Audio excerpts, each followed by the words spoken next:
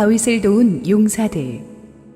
역대상 12장 16절에서 18절, 21절에서 23절, 38절에서 40절 말씀입니다.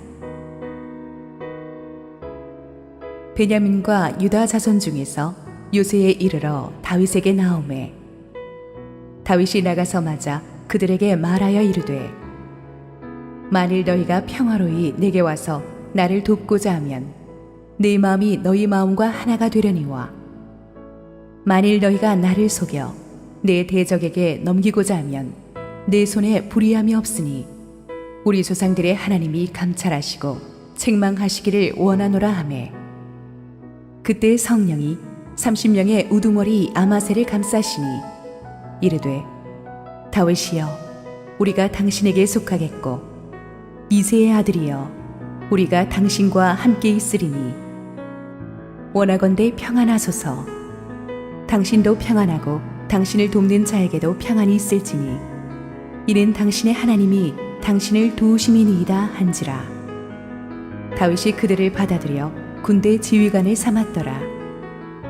이 무리가 다윗을 도와 도둑대를 쳤으니 그들은 다 큰 용사여 군대 지휘관이 됨이었더라. 그때의 사람이 날마다 다윗에게로 돌아와서 돕고자 하매 큰 군대를 이루어 하나님의 군대와 같았더라. 싸움을 준비한 군대 지휘관들이 헤브론에 이르러 다윗에게로 나아와서 여호와의 말씀대로 사울의 나라를 그에게 돌리고자 했으니 그 수요가 이러하였더라. 이 모든 군사가 전열을 갖추고 다 성심으로 헤브론에 이르러 다윗을 온 이스라엘 왕으로 삼고자 하고 또 이스라엘의 남은 자도 다 한 마음으로 다윗을 왕으로 삼고자 하여 무리가 거기서 다윗과 함께 사흘을 지내며 먹고 마셨으니 이는 그들의 형제가 이미 식물을 준비하였음이며 또 그들의 근처에 있는 자로부터 이사갈과 수불론과 납달리까지도 나귀와 낙타와 노새와 소에다 음식을 많이 실어왔으니 곧 밀가루 과자와 무화과 과자와 건포도와 포도주와 기름이요 소와 양도 많이 가져왔으니 이는 이스라엘 가운데에 기쁨이 있음이었더라. 할렐루야. 우리 하나님께 감사와 영광의 박수 올려드리겠습니다. 우리 축복된 주일 현장에 나오신 모든 사랑하는 성도님들과 실시간 온라인 생방송으로 예배에 동참하고 계신 국내 모든 성도님들에게 하나님의 은혜가 충만하게 임하기를 원합니다. 우리 함께 기도하시고 말씀 보겠습니다. 사랑하는 아버지, 은혜 감사합니다.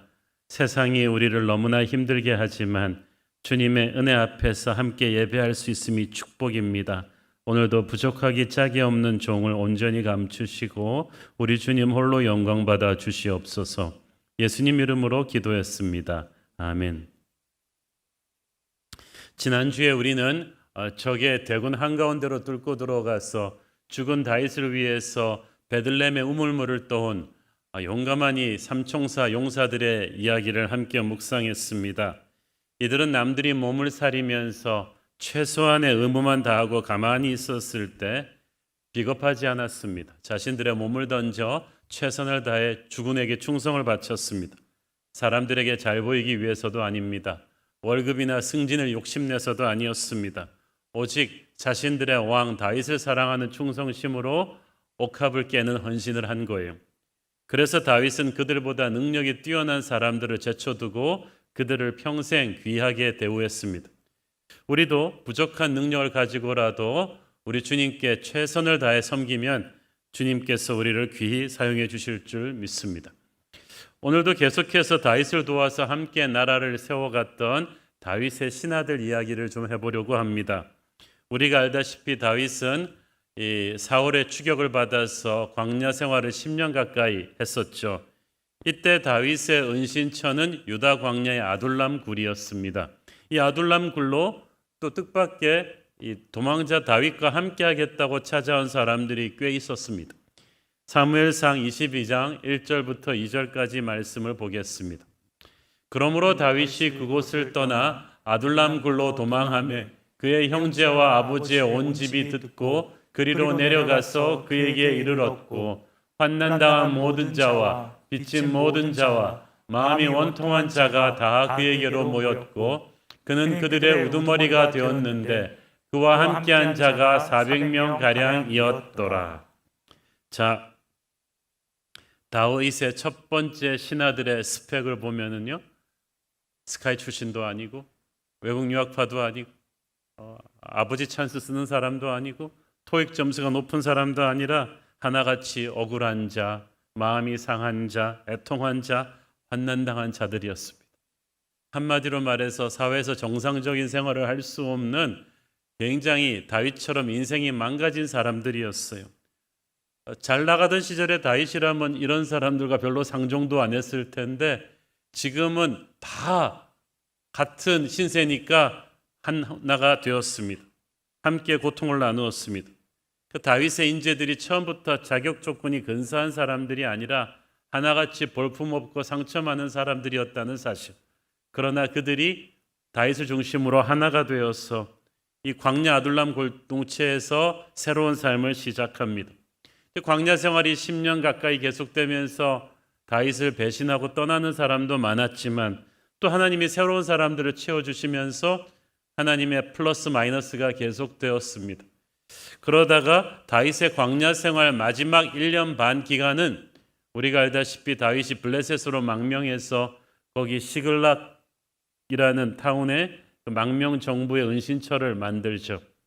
그런데 의외로 그 시글락에 다윗이 있던 시절에 본격적으로 유다 전역에서 인재들이 모여들기 시작합니다. 사실은 이제 다윗의 광야 생활 이제 말기이기 때문에 다윗이 그때 많이 지쳐 있었을 것입니다. 많이 힘들었을 거예요. 처음에 광야 생활 시작할 때만 해도 빨리 이게 끝날 거라는 생각에 그래도 참을만 했는데 우리가 코로나 초기에는 참을만 했잖아요. 뭐 한두 달이면 끝나겠지. 이게 시간이 오래되면서 많이 지칩니다. 다윗도 그랬을 거예요. 그리고 자기에게 몰려드는 인재들을 보면은 뭐 월급도 줄 수 없고 먹일 힘도 안 되고 너무나 자기가 변변찮았어요. 그런데도 인재들이 몰려왔어요. 특히 다윗을 깜짝 놀라게 한 것은 시글락에 있을 때 찾아온 첫 번째 그룹의 사람들이었어요. 16절 읽습니다. 베냐민과 유다 자손 중에서 요새에 이르러 다윗에게 나오매. 요새란 말은 당시 뭐 그 자연적으로 형성된 유다 광야 어느 지역을 말하는데 문제는 베냐민 사람들, 유다 지파 사람들이야 다윗에 속한 지파니까 그렇다 치고 베냐민 지파가 누굽니까? 다윗을 죽이려고 하는 사울의 지파예요. 그 지파는 지금 정권을 잡고 있는 지파이기 때문에 조금만 이렇게 눈치껏 굴면은 호의호식할 수 있는 그런 지파 사람들이 사울을 버리고 다윗을 찾아왔다는 거, 이거 보통 일이 아닙니다. 이것은 민심이 다윗 쪽으로 이미 기울어지고 있다는 것을 뜻하는데 아마 이 베냐민 지파 용사들은 분별력이 있어가지고 사울의 불신앙과 이 말기 사울 집권기의 그 권력지향적인 모습을 보면서 하나님의 기름 부심이 그를 떠났다고 판단한 것 같습니다. 그래서 다윗에게 운명을 맡기기로 하고 찾아온 것 같아요. 그렇지만 다윗의 입장에서는 그래도 사울의 베냐민 지파 사람들이 이렇게 많이 자기에게 규순해 온 것은 굉장히 당혹스러운 일이었어요. 29절에 보니까 다윗에게 이때 온 베냐민 지파 용사들의 숫자가 3,000명입니다.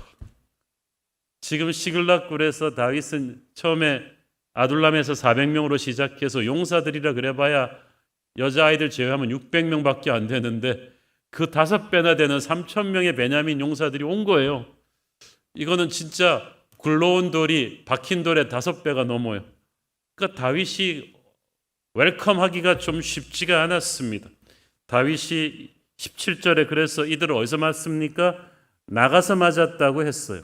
17절 읽습니다. 다윗이 나가서 맞아 그들에게 말하여 이르되 만일 너희가 평화로이 내게 와서 나를 돕고자 하면 내 마음이 너희 마음과 하나가 되려니와 만일 너희가 나를 속여 내 대적에게 넘기고자 하면 내 손에 불의함이 없으니 우리 조상들의 하나님이 감찰하시고 책망하시기를 원하노라 하면, 자, 나가서 맞았다는 것은 자기의 은신처로부터 멀리 떨어졌다는 거예요. 만약의 경우 은신처가 발각되지 않게 하기 위해서죠.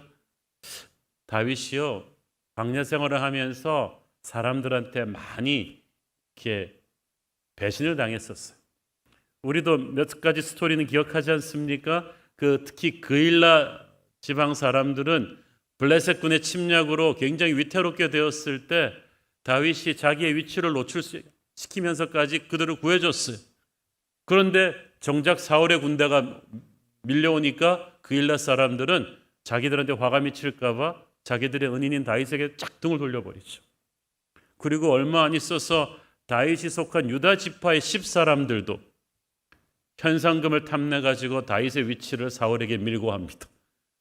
그래서 추격해온 사울 군대 때문에 다윗이 거의 죽을 뻔했잖아요. 이런 일들을 몇 번 겪으면서 다윗이요, 인간에 대한 회의가 생겼을 것입니다. 자기 동족 유다도 자기를 배신하려고 하는 이때에 자기를 핍박하는 사울 왕의 베냐민 지파 3,000명이나 자기에게 귀순하려 하니까 이걸 액면 그대로 믿을 수 있었겠어요? 다윗이 생각이 복잡했겠죠. 도대체 무슨 일일까? 진짜 나를 도우러 왔나? 아니면 속에 딴 생각을 품고 나를 떠보는 것인가? 이게 사울의 함정일까? 이런 불안감과 복잡한 생각이 있었겠죠. 보통 사람 같으면 만나보지도 않고 피했을 것입니다. 우리가 한번 사람에게 상처받으면요, 다시 사람에게 마음 주기 어렵습니다. 그런데 다윗은 과연 믿음의 사람이었어요. 그는 영의 눈으로 하나님을 바라보았습니다. 인간에게 당한 상처가 있지만 그로 인해서 상처의 노예가 되진 않았어요. 그로 인해서 새로운 가능성의 문을 닫아버리진 않았습니다. 그래서 어떻게 합니까? 자신에게 온 베냐민 귀순자들을 하나님의 판단 앞에 세우잖아요.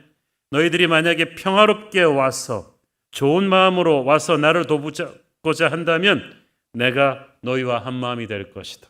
그러나 너희가 속여서 나를 대적에게 넘기려는 그런 사특한 마음이라면 우리 조상들의 하나님께서 너희를 드러내시고 벌하실 것이다. 나는 너희들의 판단 여부를 하나님께 올려드리겠다. 살다 보면 우리가 우리에게 축복이 될 사람인지 해가 될 사람인지 함께할 사람인지 헤어져야 될 사람인지 판단해야 되는 경우가 있습니다. 그런데 참 10길 물속은 알아도 한 길 사람 속은 알기 어렵잖아요. 겉에 보이는 것만 가지고는 판단이 어려운 때가 많아요. 우리도 살면서 그런 일 얼마나 많이 겪습니까? 너무나 좋아 보여서 손을 잡았는데 나중에 정말 배신의 칼을 던지고 떠난 사람도 있고요. 또 처음에는 탐탁치 않아 보였는데 갈수록 진국인 사람도 있습니다. 우리는 사람을 몰라요. 모든 건 하나님만이 아십니다. 그러므로 만사가 그렇지만 특히 인간을 판단할 때는 신중하게 하나님의 판단에 올려드려야만 돼요. 내가 보기에 너무 좋아도 흥분하지 말고 하나님께 판단을 맡기고, 내가 보기에는 좀 탐탁치가 않아도 또 하나님의 손에 맡김으로써 하나님의 말씀의 판단의 기준을 두고 기도하며 임한다면 우리는 사람으로 인해서 낭패를 보지 않을 수 있습니다. 다윗이 판단의 권한을 하나님께 맡겨드리니까 하나님이 바로 응답해 주시죠. 18절 읽습니다. 그때 성령이 30명의 우두머리 아마새를 감싸시니 이르되 다윗이여 우리가 당신에게 속하겠고 이새 아들이여 우리가 당신과 함께 있으리니 원하건대 평안하소서. 당신도 평안하고 당신을 돕는 자에게도 평안이 있을지니 이는 당신의 하나님이 당신을 도우심이니이다 한지라. 다윗이 그들을 받아들여 군대의 지휘관을 삼았더라. 자, 이 순간에 성령이 30명, 귀순자는 수천 명이었지만 이들의 지도자급은 30명이었던 모양이죠. 우두머리 아마스에게 성령이 감싸셨다. 히브리어로 성령이 임하셨다. 감동시키셨다는 뜻이에요.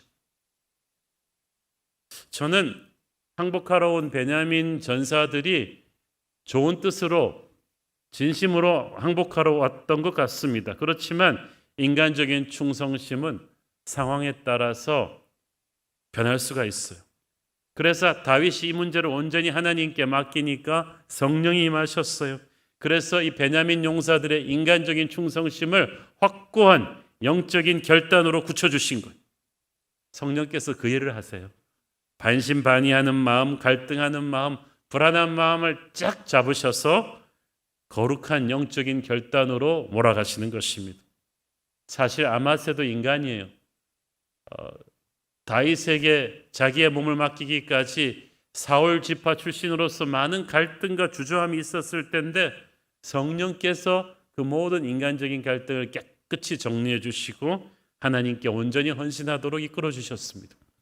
성령에 감동된 아마새는 말합니다. 다윗이여, 우리가 당신에게 속할 것이고 우리가 당신과 함께 있으리니 평안하소서. 다윗을 축복하고 있잖아요. 당신의 하나님이 당신을 도우실 것입니다. 우리 역시 성령 충만해지면 우리가 주님께 속해 있음을 알게 됩니다. 주님에게 생명을 건 충성을 바치면서 주님의 이름을 높이 찬양하게 되죠. 아마새가 하나님의 이름으로 다윗을 축복했다는 게 중요합니다. 그 당시 사람들은 하나님의 이름 함부로 부르지 않았어요. 정말 진실과 생명을 걸고 불렀습니다. 비록 출신 지파가 다르고 나이나 배경이 달랐지만 성령의 감동으로 다윗과 아마새는 하나가 되었어요. 그래서 다윗은 이 사람을 자기 군대 지휘관으로 삼은 거예요. 그러니까 다윗이 성령의 사람이니까 상처를 극복하고 인간을 넓게 품었어요. 자기가 속한 유다 지파만 고집한 것이 아니라 그리 가깝지 않은 지파뿐 아니라 심지어는 적의 혈족이라 할지라도 하나님이 허락하시니까 편견 없이 다 끌어안는 거예요. 교회도 성령의 감동으로 품어주는 그 품이 넓어야 된다고 저는 믿습니다. 다양한 교단 출신의 사람들, 다양한 지방과 그런 배경의 사람들을 우리는 성령의 확고한 감동으로 넓게 품어야 되는 거예요. 그래서 우리가 성령의 감동으로 뭉쳐야지 인간적인 이해관계 때문에 뭉치고 흩어지는 그런 조직이 돼서는 안 된다는 거죠. 다윗이 시글락에 있을 때 그를 돕기 위해 가장 먼저 달려온 용사들이 핍박자 사울의 가문 베냐민 지파 출신들이었다. 이 사실은 참 생각해 볼수록 놀라운 하나님의 신비로운 섭리죠. 사울이 얼마나 알고 펄펄 뛰었을까요? 역대상 12장 1절부터 7절을 보면요, 이들 베냐민 용사들이 허접한 사람들이 아니에요. 이 3,000명은 모두 활 잘 쏘고 양손을 다 사용하는 용사들이었어요. 진짜 엘리트 인재들이 빠진 거예요. 이들은 다윗이 가장 어렵고 힘들 때 다윗과 함께 했어요. 다윗의 대적이라고 믿었던 사울에게 핍박당할 때는 베냐민 지파는 다 자기를 죽이려고 하는 줄 알았는데 그 베냐민 지파 가운데 자기를 도울 3,000명의 용사를 하나님이 준비시켜 놓으신 거예요. 놀랍지 않습니까? 하긴 사울의 아들 요나단도 다윗을 돕는 도움이었잖아요. 하나님께서는 여러분이 전혀 생각지 못했던 사람들 가운데서도 여러분을 돕는 손길을 준비하셨을 것입니다. 그러므로 어떤 상황 속에서도 절망하지 마십시오. 그런 의미에서 다윗에게 시글락은 고난의 장소이기도 했지만 많은 좋은 사람들이 찾아오는 축복의 장소이기도 했어요.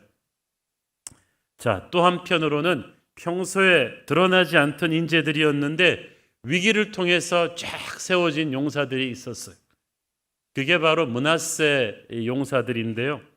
이들이 언제 왔냐 하면 이들도 시글락 때 왔어요. 여러분, 특히 시글락에서도 여러분 그 사건 기억하시죠? 다윗과 남자들이 마을을 비웠어요. 왜냐하면 블레셋 왕의 그 요청으로 전쟁터에 나왔기 때문이죠. 빈 사이에 아말렉이 시글락을 들이쳤죠. 다윗이 없는 사이에 그래서 마을을 불태우고 물건을 약탈하고 그 여인과 아이들을 다 노예로 끌어가는 비극적인 사건이었어요. 그래서 다윗과 부하들이 돌아와 보니까 마을이 폐허가 됐단 말이에요. 그래서 너무너무나 절망하고 있었지만 하나님이 힘주셔서 다시 쫓아가서 아말렉을 쳐서 빼앗긴 걸 다 찾아오는 굉장히 큰 사건이 있었습니다. 그때 다윗과 합류해서 큰 공을 세운 용사들이 있었어요. 21절 읽습니다.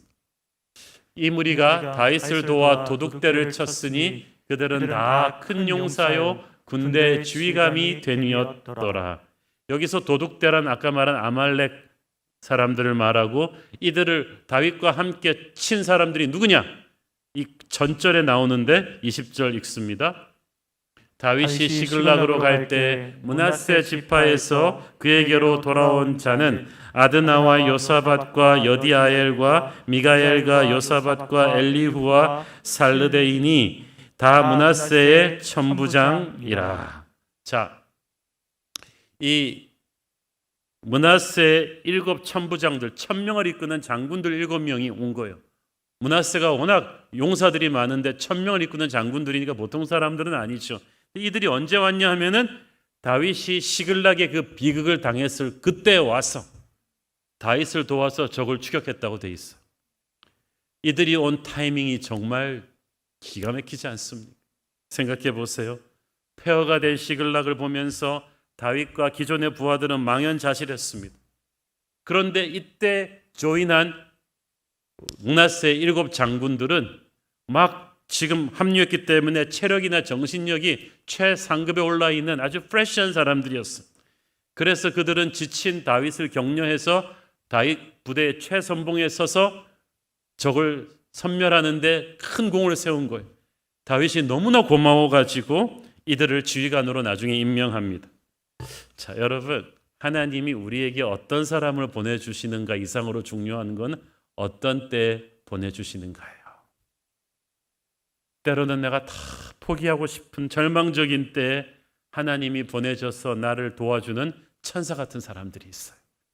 그게 므낫세 용사들이었던 것입니다. 그런데 다윗에게는 이런 사람들만 온 게 아니라 정말 뜻밖의 인재들이 많이 왔어요. 22절 읽습니다. 그때 사람이 날마다 다윗에게로 돌아와서 돕고자 하며 큰 군대를 이루어 하나님의 군대와 같았더라. 그때에 방금 말씀드린 것 같은 시글락에서 다윗의 광야 생활 말기. 그러니까 지금 시글락 전투로 모든 것을 잃었다가 간신히 되찾았지만 아직도 갈 길이 멀었어요. 왜냐하면 그때 또 사울이 전쟁터에서 죽었다는 소식을 들었지만 그렇다고 해서 다윗의 인생이 확 피는 건 아니었어요. 아직도 사울의 추종 세력이 11지파나 북이스라엘에 시퍼렇게 살아 있었어요. 그래서 다윗이 이제 다시 돌아가야 되는데 블레셋은 이제 이용 가치가 떨어진 다윗을 또 제거하려고 해요. 다윗이 지금 굉장히 예민하고 힘든데 근거지였던 시글락이 다 불에 타서 없어졌다가 다시 지금 재건하고 있으니까 다윗은 지금 그야말로 피난살이 하고 있는데 다윗은 지금 정신이 없고 불안하고 지치고 힘든데 희한하게 사람이 계속 늘어요. 정말 희한한 일이죠. 사람들이 날마다 돌아와서 다윗을 돕고자 했다는 거예요. 여러분, 다윗이 예루살렘 왕궁에 들어가서 좋은 월급, 좋은 조건을 약속하면서 인재 공고문을 붙였을 때는 수많은 인재들이 몰려드는 거 이해할 수 있어. 근데 지금은 너무너무 형편이 궁색하고 힘들고 막 어려운데 사람들은 계속 와요. 새롭게. 희한하지 않습니까? 이번에 LTS 우리 임직자 훈련 받으시는 분들을 제가 매주 2그룹씩 온라인으로 줌으로 이렇게 만나서 대화를 나누는데요. 우리 교회 어떻게 처음 오게 되셨습니까? 언제 오게 되셨습니까? 그랬을 때 의외로 6, 7년 전에 새로 교회 오신 분들이 참 많았어요. 6, 7년 전이 언제냐 하면은 우리 교회 한참 좀 어려운 일이 있던 때였어요. 그런데 돌이켜보니까 그때 하나님이 정말 좋은 보석 같은 분들을 많이 보내주셔가지고 벌써 오늘날에는 교회 중진을 되려고 훈련받고 있는 거예요. 제가 이 생각을 해보니까 와, 정말 하나님 놀라우신 분이세요.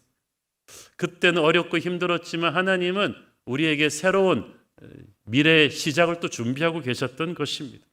그들의 숫자가 날마다 늘어났다고 했어요. 참 희한하죠. 없는 살림의 다윗의 캠프는 그래도 눈만 뜨면 몰려드는 새로운 병사들로 인해서 활기가 넘쳐났어요. 다윗한테 그냥 뭘 얻어먹고자 온 사람들도 아니에요. 자기 먹을 거 자기가 싸가지고 와서 다윗을 돕고자 한 사람들이었습니다. 그들은 하나님의 군대와 같았더라. 숫자가 많았다는 뜻이기도 하지만 무엇보다 이 군대는 특별했다는 거예요. 하나님의 능력이 나타나는 군대였어요. 보통 군대가 아니에요. 왜냐하면 인간의 힘으로 모은 게 아니거든요. 하나님이 모아주신 군대예요. 사무엘상 14장에 보면 사울은 정반대로 자기 사람을 모으죠. 힘센 사람이나 용감한 사람을 놓치지 않고 불러 모았는데 당연히 대우를 잘해주면서 불러 모았겠죠.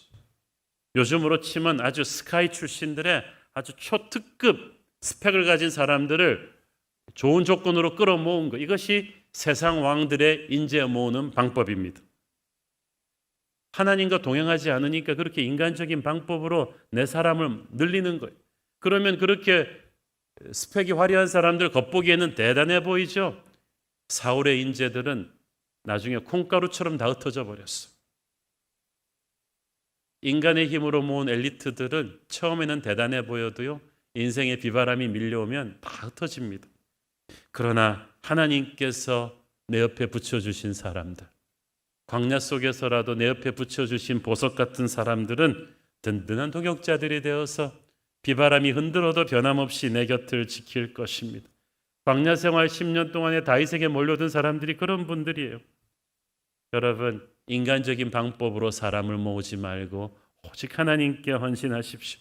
그러면 하나님께서 하나님의 사람들을 자연스럽게 옆에 붙여주실 거예요. 지금까지 새로운 교회는 그렇게 성장해 왔어요. 하나님이 수많은 사람들을 이렇게 다윗에게 보내주셨다는 것은 다윗을 통해서 행하실 일이 있다는 증거죠. 그래서 세상의 언어로 설명할 수 없는 어떤 특별한 기름 부으심이 다윗의 군대에게는 있었다는 거죠. 자, 오늘의 본문인 역대상 12장에 나오는 다윗의 신하들 중에서 두 번째 타이밍에 나온 그룹은 23절부터 40절에 소개되고 있는데요. 이들은 다윗이 이제 시글락을 떠나서 헤브론에 가서 남쪽 유다의 왕이 된 직후에 모여든 용사들입니다. 이때 다윗의 형편은 광야 시글락 때보다는 그래도 홀라했지만 아직도 굉장히 모든 게 불안하던 때입니다.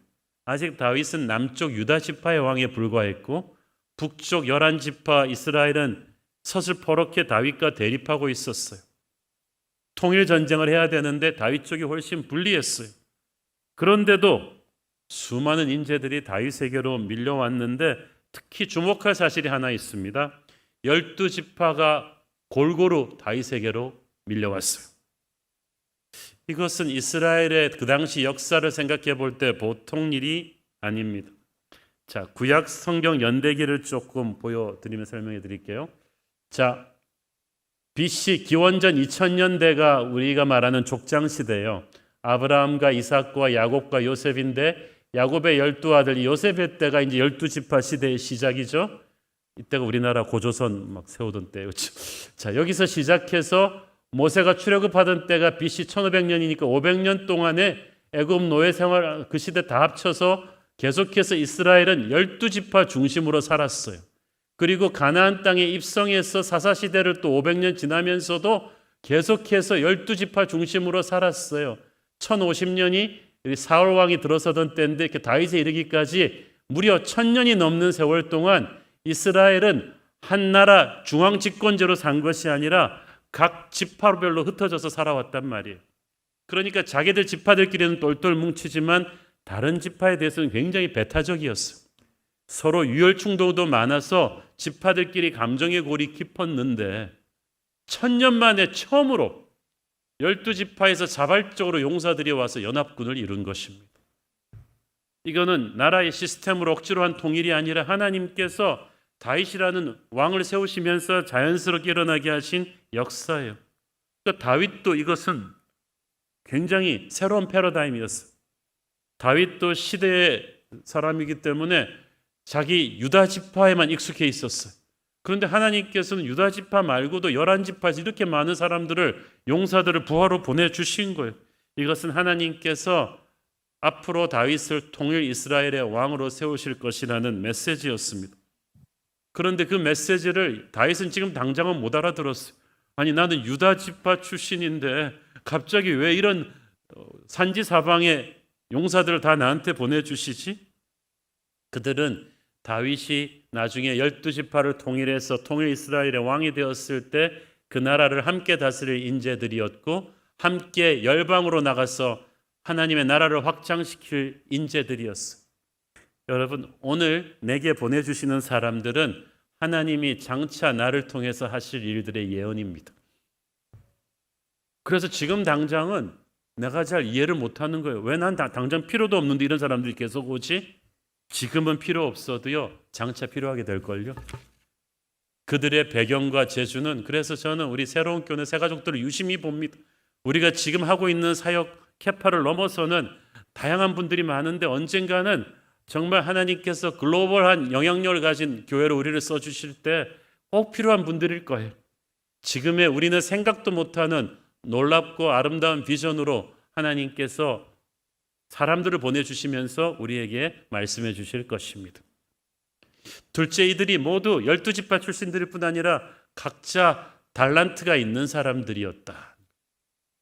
그 성경을 보면은 싸움을 준비한 자, 아론의 집 우두머리, 젊은 용사, 유명한 큰 용사, 방패와 창을 가진 자 등등 아주 다양한 재주를 가진 일당백의 용사들이 많았고, 또 전투병만 있는 거 아니었어요? 32절을 보면은 이사갈 지파의 경우는 어떻다 그랬어요? 이사갈 자손 중에서 시세를 알고 이스라엘이 마땅히 행할 것을 아는 우두머리가 200명이니 그들은 그 모든 형제를 통솔하는 자이며, 시세를 안다는 것은 자기 돌아가는 모든 시대의 흐름을 간파하는 지혜가 있는 전략가들이었다는 거예요. 이 전략가들이 200명이나 되는 브레인들이 와서 그 다윗과 함께 나라를 경영해 주었다는 거예요. 33절 말씀을 보면 스불론 지파도 대단합니다. 스불론 중에서 모든 무기를 갖추고 전열을 갖추고 두 마음을 품지 아니하고 능히 진영에 나가서 싸움을 잘하는 자가 5만 명이요. 이 스불론 지파는 특히 충성스러워요. 결심 한 번 하기가 어렵지, 한 번 하면 배신하지 않는, 두 마음을 품지 않은 충성된 지파인데 또 상술이 뛰어난, 해군력이 또 뛰어난 군대예요. 이런 사람들이 5만 명이나 다윗에게 조인했습니다.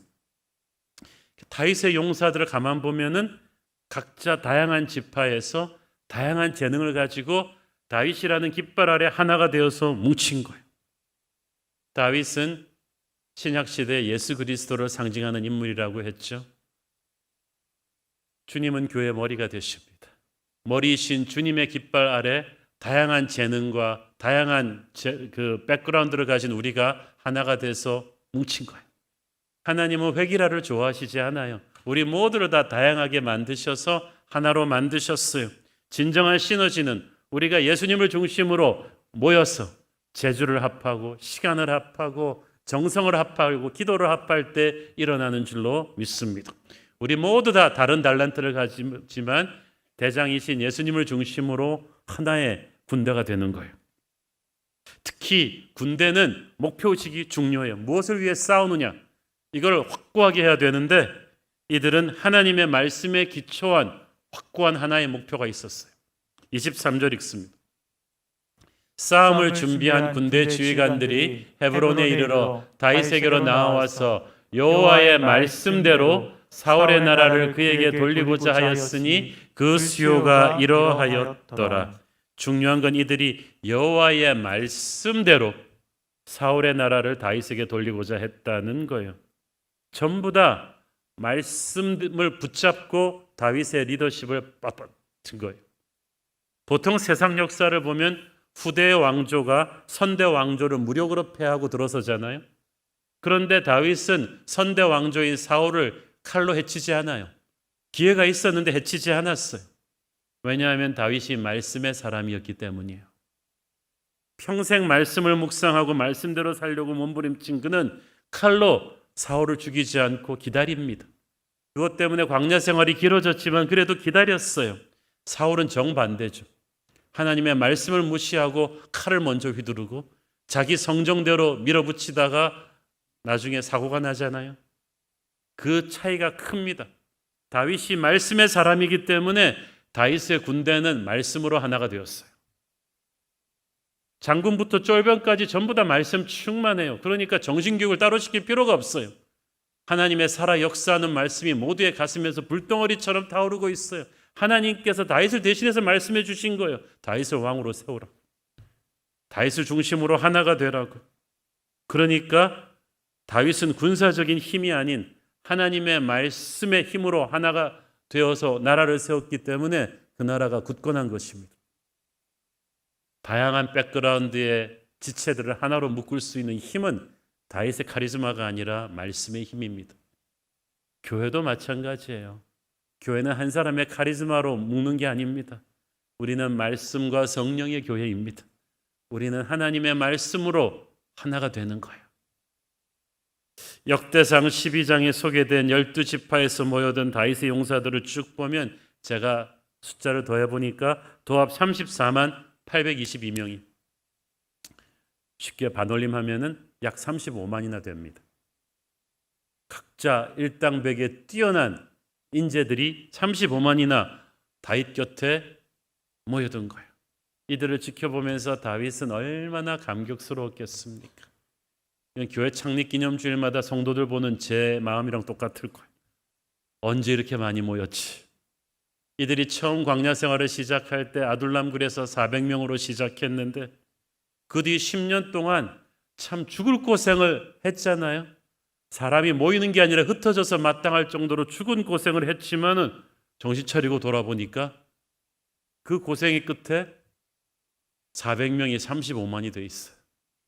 그것도 유다 지파 출신들만이 아닌 전 12지파에서 골고루 아우린 35만이. 여러분 고생스러워도요 하나님은 여러분을 축복하고 계세요. 여러분 주변에 사람들이 있잖아요. 좋은 사람들이 모였어요. 저는 우리 성도들 볼 때마다 하나님께 얼마나 감사하는지 몰라요. 어디서 이렇게 좋은 분들을 하나님이 각처에서 모이게 해주셨는가. 이들이 헤브론에 집결합니다. 38절 읽습니다. 이 모든 군사가 전열을 갖추고 다 성심으로 헤브론에 이르러 다윗을 온 이스라엘 왕으로 삼고자 하고 또 이스라엘의 남은 자도 다 한 마음으로 다윗을 왕으로 삼고자 하여. 이들은 싸울 준비와 훈련이 갖춰진 정예병들인데 특히 충성심이 대단했습니다. 그들은 다윗을 온 이스라엘의 왕으로 삼고자 했다고 했죠. 영어 성경에 보니까 they were fully determined. 아주 결심을 단단하게 했다는 거예요. 그들은 고액 연봉을 바라고 온 용병들이 아닙니다. 다윗을 이용해서 자신들의 야심을 이루려는 정치적인 사람들도 아니에요. 동기가 순수해요. 오직 자신들의 죽은 다윗을 왕의 왕으로 올려드리기를 원했습니다. 그러니까 그 과정에서 자신들도 축복을 받은 거죠. 우리는 예수님을 이용해서 우리의 야심을 이루려고 교회 온 거 아니지 않습니까? 우리의 마음은 우리의 왕이신 예수를 높여드리고 그 어린 양을 따르겠다는 온 마음과 뜻과 정성을 다해서 어린 양께 충성하면서 주님의 나라 확장을 위해서 모인 거예요. 그렇게 주님께 충성을 하니까 주께서 우리의 모든 것을 채워주시는 줄 믿습니다. 이 다윗의 군대의 특징은 거룩한 기쁨이 충만했다는 것입니다. 39절 40절 읽습니다. 무리가 거기서 다윗과 함께 사흘을 지내며 먹고 마셨으니 이는 그들의 형제가 이미 식물을 준비하였음이며 또 그들의 근처에 있는 자로부터 이사갈과 스불론과 납달리까지도 나귀와 낙타와 노새와 소에다 음식을 많이 실어 왔으니 곧 밀가루 과자와 무화과 과자와 건포도와 포도주와 기름이요 소와 양도 많이 가져왔으니 이는 이스라엘 가운데 기쁨이 있음이었더라. 12지파에서 구름대같이 모여든 이 용사들이 헤브론에서 3일간의 축제를 즐깁니다. 다윗이 명령하지도 않았는데 먹을 것 마실 것을 자기들이 산더미처럼 가지고 와서 함께 축제를 즐긴 거예요. 이때까지 자기밖에 모르던 지파와 개인들이 그 이기심을 다 버리고 다윗의 깃발 아래에서 하나가 되었습니다. 서로를 섬기기 시작했습니다. 그 가운데 하나님이 주시는 거룩한 기쁨이 넘쳐났다고 했어요. 교회는 거룩한 기쁨이 있는 성령 공동체인 줄로 믿습니다. 성령의 첫 번째 열매가 사랑이고 두 번째 열매가 기쁨인 거 아시죠? 40절 끝에 보면 이스라엘 가운데 기쁨이 있었다고 했는데 역대기에 처음으로 기쁨이라는 단어가 여기 등장하는 거예요. 힘들고 어려운 시대를 살았지만 다윗이라는 왕 앞에 모였을 때 그들에게는 세상이 줄 수 없는 기쁨이 넘쳤어요. 아직도 여러 가지로 가난하고 힘들고 불안하고 전쟁이 오고 갔지만 그들은 예수님 안에서 기쁨을 누릴 수 있었습니다. 교회가 그런 곳이에요, 여러분. 우리 세상 사는 거 정말 힘들지만 주님이 머리 대신 교회 공동체 안에 모일 때 우리에게는 세상이 줄 수 없는 거룩한 기쁨이 있는 줄 믿습니다. 하나님께서 다윗의 그 처참했던 광야 생활을 이런 축제로 갚아주십니다. 하나님은 이렇게 갚아주시는 분이세요. 다윗을 따르는 자들에게 있었던 큰 기쁨이 오늘 주님을 섬기는 우리 모두에게 충만할 것을 믿습니다. 여호와를 기뻐하는 것이 우리의 힘이 될 것이라고 했습니다. 마귀가 우리의 힘을 뺄 때 영적인 기쁨이 사라져요. 그러나 우리가 영적인 기쁨이 가득하면 영적인 능력이 생기고 그것은 세상의 어둠의 권세를 뒤로 백업시키는 파워가 되는 거예요. 그래서 주님이 항상 우리에게 기뻐하라고 하십니다. 세상을 이길 수 있는 힘이 될 거라고 하십니다. 근데 사실 지금 그들 앞에 놓여 있는 길은 험난한 길이었거든요. 아직 갈 길이 멀어요. 아직 북쪽 이스라엘과 내전을 이겨내야 되고요. 그래서 통일하고 나서도 이 블레셋이나 이방 민족들과의 전쟁이 꼬리를 물고 기다리고 있는 힘든 길이었어요. 그러나 다윗의 부하들에게는 기쁨이 있었어요. 하나님은 그 도전이 기다리고 있는 미래를 걱정하며 덜덜 떨라고 하지 않으셨고 도전이 기다리고 있지만 너희들은 함께 기뻐하라고 하셨어요. 예수님을 따르는 제자의 길이 화려하고 쉬운 거 아닙니다. 오늘날 교회 앞에는 수많은 도전들이 기다리고 있을 거예요. 그러나 주님이 함께 하시기 때문에 우리는 미래의 도전 때문에 오늘을 슬퍼하지 않아요. 주님으로 인해서 우리는 지금 이 순간을 영적인 기쁨을 누릴 수 있게 되기를 축원합니다. 저는 이번 주 설교 본문을 묵상하면서 지난 12년간 우리 새로운 교회 공동체로 주님께서 보내주신 우리 귀한 성도님들을 생각했습니다. 건물을 세 번째 옮겨오는 개척교회입니다. 모든 것이 불편하고 힘듭니다. 그런데 광야 시글락 다윗에게 온 이 용사들처럼 정말 좋은 분들이 교단을 초월해서 한국교회 전역에서 또 많은 불신자분들이 예수를 믿으시고 우리 새로운 교회 가족이 되어주셨습니다. 여러분이 어떻게 이 자리에 함께 모였습니까? 부족한 것 투성이인 한옥 목사를 보고 모인 것 같지는 않아요. 예수님 때문에 오신 거예요. 교회 머리이신 주님께서 어떤 이유로 여러분을 이 시대에 한 교회로 모아주셨습니다. 우리 앞에는 아직도 가야 할 길이 많지만 이미 지난 12년 동안 우리 새로운 교회는 한국 교회와 디아스포라 국내 많은 교회들의 거룩한 영향력을 끼치는 그런 부흥하는 전설적인 교회가 되었어요. 이제 힘든 코로나 시국을 뚫고 나가면서 침체되어 있는 한국 교회의 새로운 소망의 활력제가 되는 그런 교회로 주님이 써주실 줄 믿습니다. 사랑하는 여러분, 우리 앞에는 도전이 많이 기다릴 것입니다. 그러나 우리 함께 기쁨으로 전진합시다. 우리는 반드시 승리할 것입니다. 기도하겠습니다. 주님 은혜를 감사합니다. 영광 받으시옵소서. 하나님, 광야 시절에 다윗에게 모여든 군대처럼 우리도 힘든 가운데 주의 은혜로 하나가 된 교회 공동체입니다. 서로 사랑하게 하시고 기쁨으로 서로를 격려하며 이 힘든 시국을 이겨내게 하옵소서. 예수님 이름으로 기도했습니다. 아멘.